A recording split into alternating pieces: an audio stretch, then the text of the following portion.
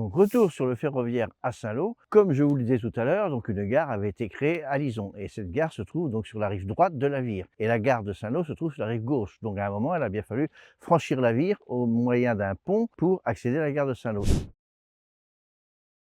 Et ce pont se trouve derrière moi, donc c'est un pont de 3 arches, un très beau pont avec des piles, des culées et des voussures en granit ainsi que des parties en briques. Donc ce pont avait été réalisé suffisamment large pour accueillir une double voie, comme ce fut le cas de 1913 à 1958. En 1944, bien sûr, il a été bombardé et l'arche centrale a été détruite. Alors, il y a une petite particularité administrative de ce pont depuis les années 60 où il y a eu des modifications de limites communales, à savoir qu'il y a la moitié du pont qui se trouve sur la commune de Saint-Georges-Mont-Coq, un quart du pont qui se trouve sur la commune d'Agneaux et un quart, le dernier quart, qui se trouve sur la commune de Saint-Lô, ce qui est quand même pas banal. Également, je vais vous parler de la constitution du pont et on va aller voir, les voûtes ont une particularité et ça a été très bien réalisé. On y va. Donc, la particularité de ces voûtes, c'est sa conception.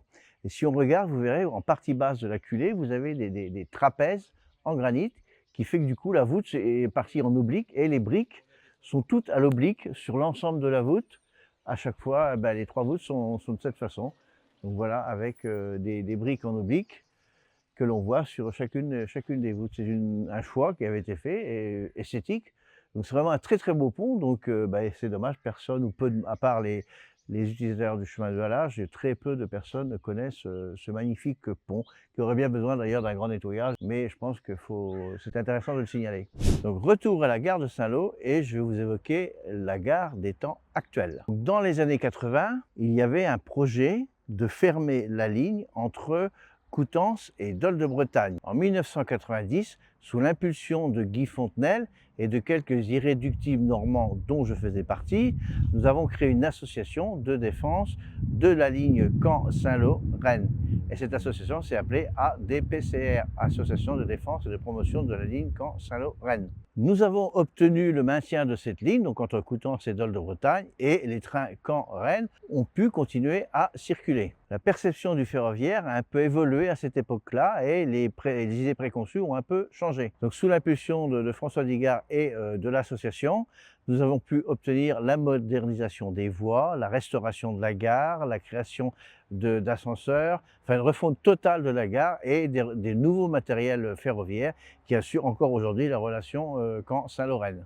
Concernant la vitesse des trains aujourd'hui, il faut savoir qu'on peut traverser la gare de Lison vers Saint-Lô à 70 km/h, de Saint-Lô à Pont-Hébert 140 km/h, de Pont-Hébert à Saint-Lô 130, 110 au-delà jusque Coutances et ensuite 100 km/h pour vers le sud et vers en Bretagne. Alors la ligne entre Lison et Saint-Lô a été électrifiée en 2008 pour permettre un certain nombre de relations ferroviaires vers Caen.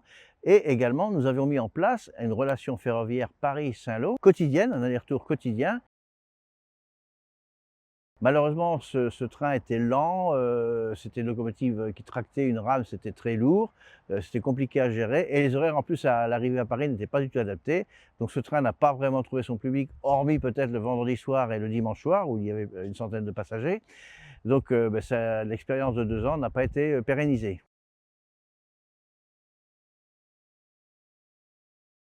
Alors aujourd'hui, c'est plus facile de faire des relations sans changement puisque le matériel, ce sont principalement des automoteurs et qui sont sécables et jumelables. C'est-à-dire que c'est un système d'attache facile où on peut mettre 2 autorails l'un derrière l'autre qui vont jusque dans une ville, par exemple Paris-Caen, ils peuvent faire Paris-Caen parfaitement, et se dissocier en gare de Caen, l'un peut aller vers Cherbourg et l'autre vers Saint-Lô. Ça se pratique déjà pour les relations Paris-Granville, puisque de Paris à Foligny, ce sont 2 rames jumelées. L'une va à Granville, la seconde va à Avranches et Pontorson et au retour se rejoignent. Donc ça fonctionne pour certains endroits et ça devrait pouvoir fonctionner ici aussi sans souci. Alors le seul petit bémol, c'est la capacité des trains, puisque un train Homéo Paris-Cherbourg, c'est plus de 500 passagers, alors qu'un Régiolis Paris-Granville, c'est 270 passagers. Donc c'est vrai qu'on a une capacité importante pour desservir Saint-Lô. Alors il y a une autre solution peut-être, ça serait l'électrification de Saint-Lô-Coutances, et ça permettrait de capter plus de clientèle de Coutances et bien sûr toute la côte ouest, notamment beaucoup de personnes qui viennent en week-end.